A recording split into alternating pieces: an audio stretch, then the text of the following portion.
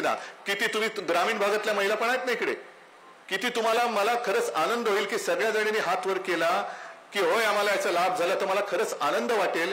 उज्ज्वला योजनेचा लाभ किती जणींना झाला मला हात वर करून दाखवा. ती योजना, उज्ज्वला योजना, त्यातल्या किती योजना पूर्ण झाल्या ती मोदी गॅरंटी आम्हाला दाखवा. जल जीवन मिशन किती पूर्ण झालं, उज्ज्वला योजना किती तुम्ही ग्रामीण भागातल्या महिला पण आहेत ना इकडे, किती तुम्हाला मला खरंच आनंद होईल की सगळ्या जणींनी हात वर केला की होय आम्हाला याचा लाभ झाला, तर मला खरंच आनंद वाटेल. उज्ज्वला योजनेचा लाभ किती जणींना झाला मला हात वर करून दाखवा. तुम्हाला झाला लाभ उज्ज्वला योजना? लाभ झाला तर वर करा हात, नसेल झाला तर नका करू. मग कुठे उज्ज्वला योजना?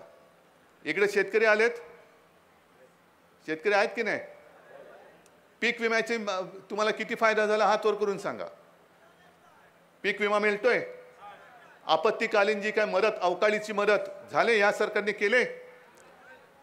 बरं, मी मुख्यमंत्री असताना जी इथे संकट किती होतं, कारण मला कल्पना आहे हा किनारपट्टीचा जो भाग आहे तिकडे संकट मोठं होतं, पण इतर वेळेला जे काय आपत्ती आली आणि जी मदत आपल्या सरकारने जाहीर केली होती ती मिळाली होती की नव्हती? मग हा जर का जो प्रकार आहे ह्याला आम्ही कुठे म्हणतोय गॅरंटी? आम्ही काम प्रामाणिकपणाने करतो. जे काय माझ्यावरती जबाबदारी आली होती ती मी जबाबदारी प्रामाणिकपणाने पार पाडली.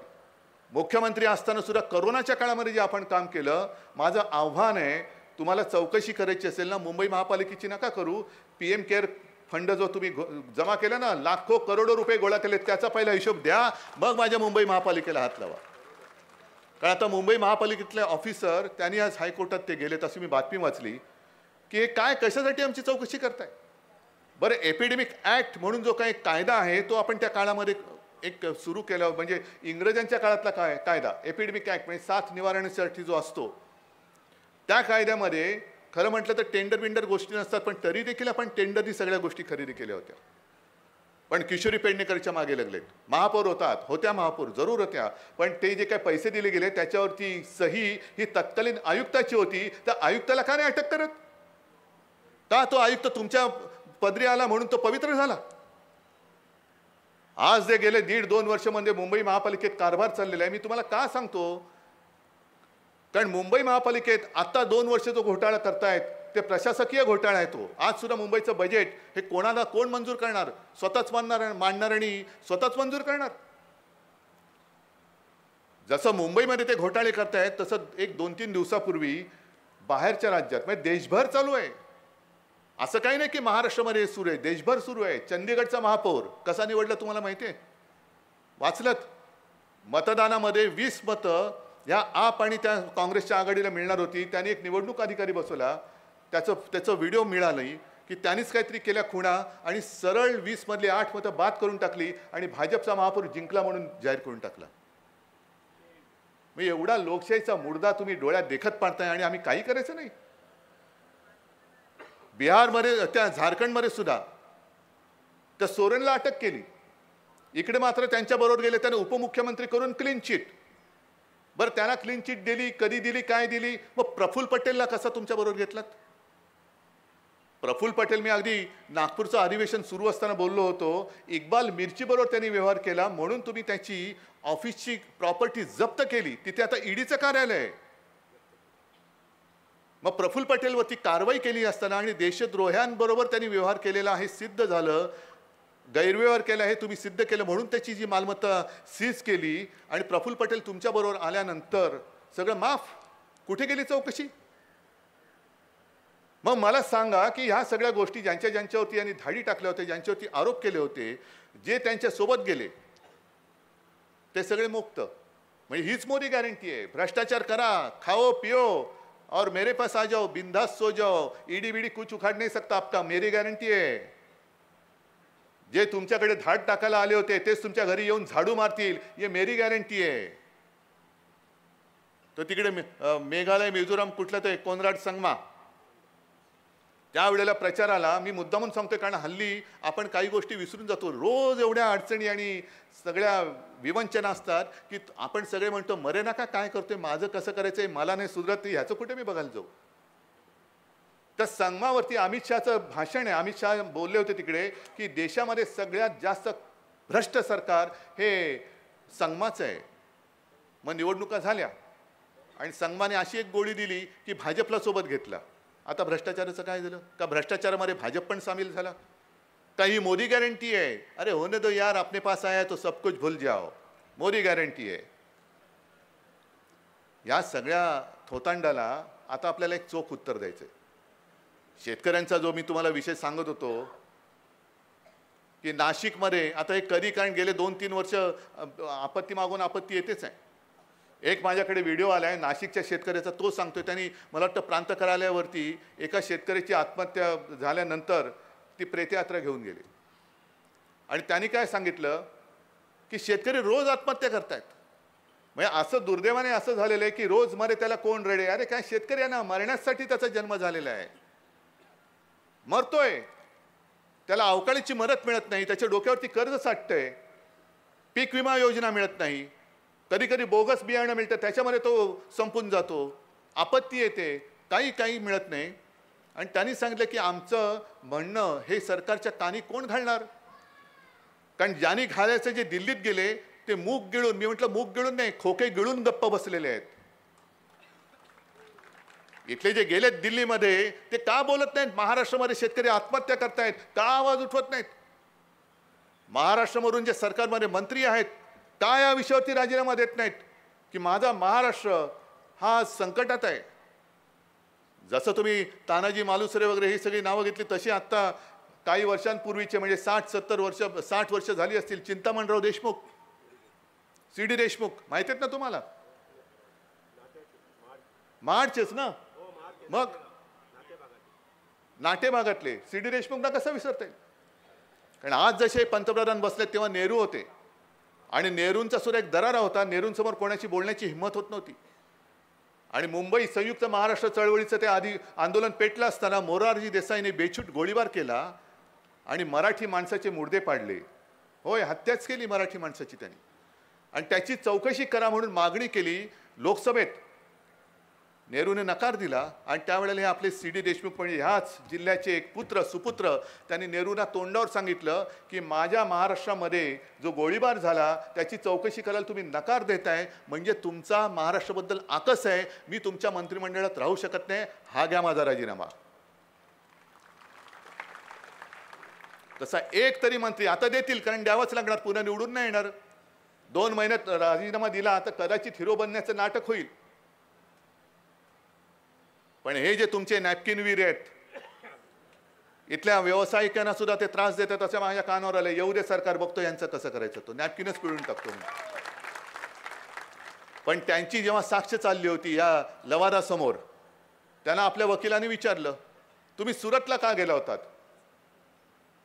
आता सुरतला का गेलो होतो, काय उत्तर दिलं त्यांनी माहिती आहे तुम्हाला? आलं, छत्रपती शिवाजी महाराज सुद्धा सुरतला गेले होते. अरे नालायक माणसा, छत्रपती शिवाजी महाराजांचं नाव घ्यायची तुझी लायकी नाही. बरं, आमचे छत्रपती शिवाजी महाराज सुरतला गेले होते ते स्वराज्यासाठी आणि इंग्रजांची वखार लुटायला गेले होते. आणि हे सुरतला गेले, हे महाराष्ट्र लुटणाऱ्याच्या पायी घालील लोटांगण करायला गेले होते. हा फरक आहे मोठा. महाराजांचं सुरतला जाणं होतं ते महाराष्ट्रासाठी, स्वराज्यासाठी होतं. आणि हे महाराजांनी दिलेलं स्वराज्य हे लुबाडतायत, ओरबाडतायत, त्यांना त्यांच्यासमोर शेपूट हलवायला हे गेले होते. हा फरक आहे. मग कशाला सांगते तुम्ही? एक तर तुमच्या डोळ्यात देखत म्हणे आम्ही बाळासाहेबांचे विचार घेऊन पुढे चाललेलो आहोत. महाराष्ट्र ओरबाडला जातोय, महाराष्ट्र लुटला जातोय. आणि ते म्हणजे मला गुजराती समाजाबद्दल अजिबात अडी नाहीये. इकडे सुद्धा गुजराती बांधव आले असतील, वर्षानुवर्ष राहत आहेत.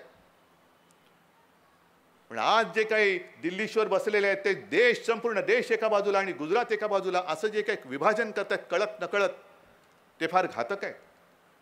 गुजराती समाज माझा देशभर पसरलेला आहे.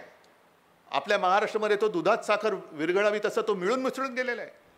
वर्षानुवर्ष राहत आहेत, आपल्यासारखं मराठी बोलतायत, व्यवसायासाठी आले, काम धंद्यासाठी आले, त्यांची मुलं बाळ, त्यांच्या अनेक पिढ्या इकडे कामधंदा करतायत. सगळं तुम्ही ओरबाडून तिकडे घेऊन जाताय. मग इथल्या लोकांनी करायचं काय? बरं, आमचं काय म्हणणं आहे, गुजरातला तुम्हाला समृद्ध करायचं आहे ना. कारण सेनापती बापट बोलले होते, महाराष्ट्र मेला तरी राष्ट्र मेले, मराठा विना राष्ट्र गाडा न चाले, खरा वीर वैरी पराधीनतेचा, महाराष्ट्र आधार या भारताचा. प्रत्येक वेळेला संकट काळामध्ये महाराष्ट्र धावून जातो देश वाचवायला, आणि आमचे मोदीजी म्हणतात गुजरात समृद्ध झाला तर देश समृद्ध होईल. करा, जरूर करा. तुम्ही नवीन नवीन कल्पना, आता व्हायब्रंट गुजरात केलं ना, आणा ना नवीन कंपन्या. आम्ही कुठे काय म्हणतोय. दावोसला आता जे काय भरला होता सगळा मेळा, आणा नवीन कंपन्या. पण महाराष्ट्रामध्ये येणाऱ्या आणि महाराष्ट्रामध्ये ज्या कंपन्या होत्या, मग ते डायमंड मार्केट असेल, बल्क ड्रग पार्क असेल, आणखीन काही गोष्टी असतील, हे तुम्ही गुजरातला घेऊन जाताय. फिल्मफेअरचं फंक्शन सुद्धा ते गुजरातला घेऊन गेले. क्रिकेटची फायनलची मॅच गुजरातला घेऊन गेले. सगळंच घेऊन जात आहेत. म्हणजे महाराष्ट्र कंगाल करायचा आणि गुजरातची भरभराट करायची, असं नाही चालणार.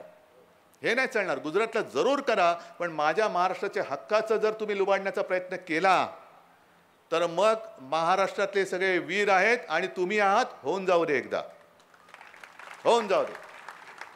हा प्रश्न गीतेसाहेब तुम्ही बोललात, तुमच्या भावना, तुमचं सगळ्यांचं प्रेम समजू शकतो. उद्धवजी ठाकरे परत मुख्यमंत्री झाले पाहिजेत. नाही, मी माझ्यासाठी नाही लढत आहे.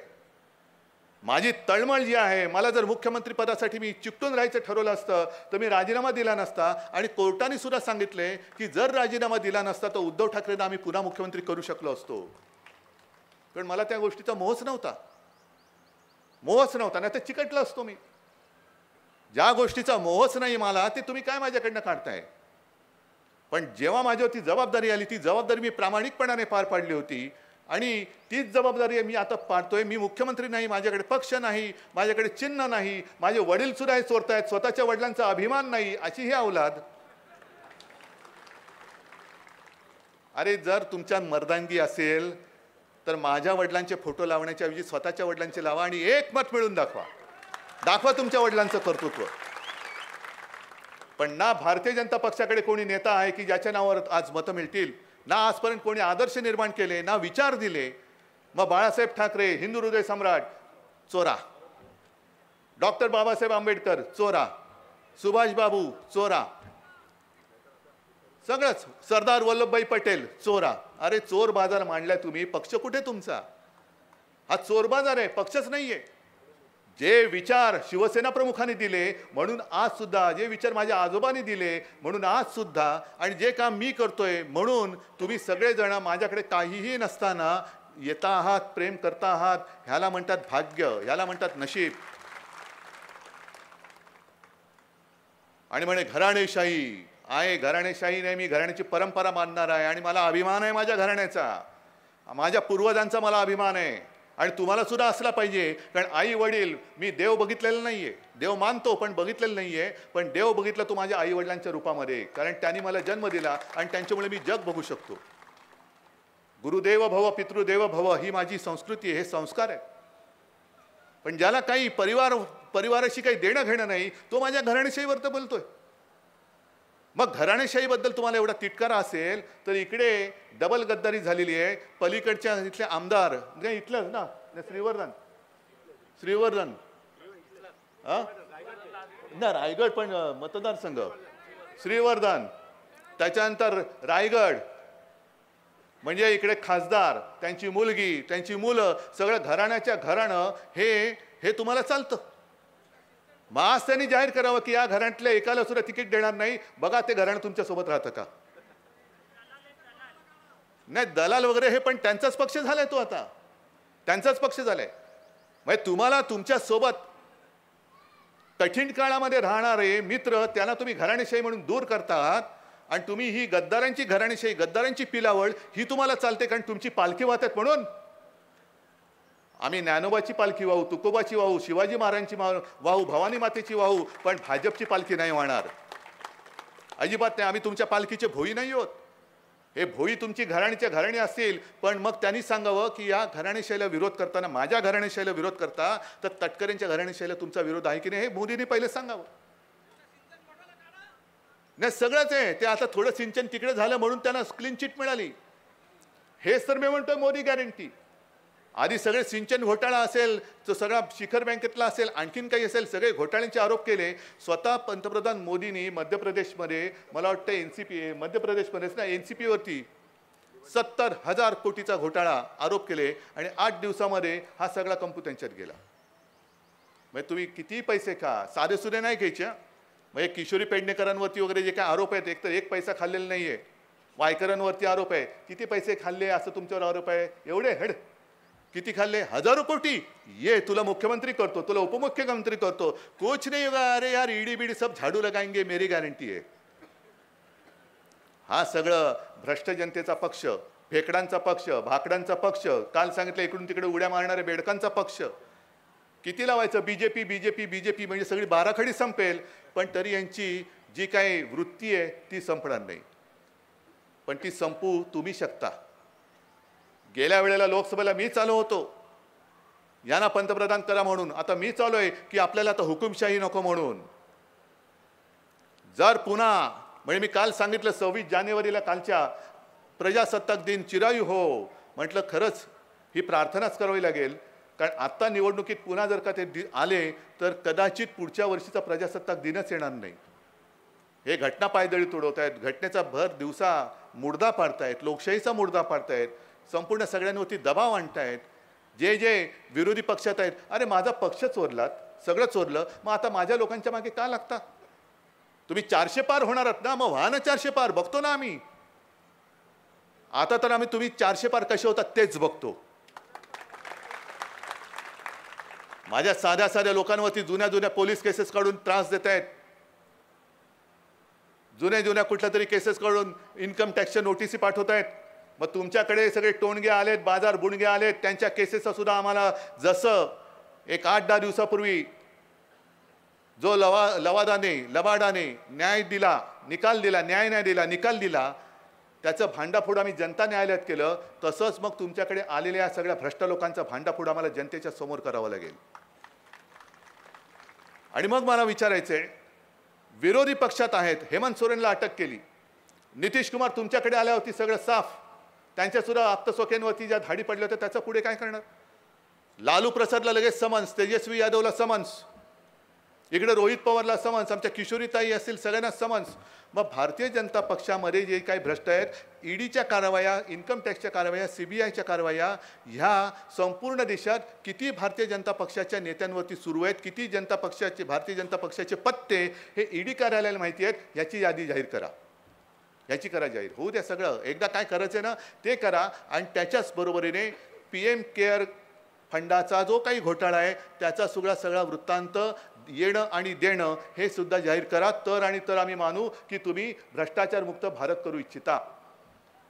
माझं म्हणणं पटते की नाही पटत? का उगाच त्यांच्यावरती आग पाखडतोय, मी टीका करतोय, काहीतरी विद्वेषाने बोलतोय? नाही, मी सत्य आहे ते बोलतोय. आणि सत्य नेहमी कटू असतं. आणि मला असं वाटतं की कटू असलं तरी सत्य सांगणारा कोणतरी मित्र लागतो. हे आम्ही त्यांच्यासोबत होतो, त्यांना वाटलं हा आपला विरोधक आहे.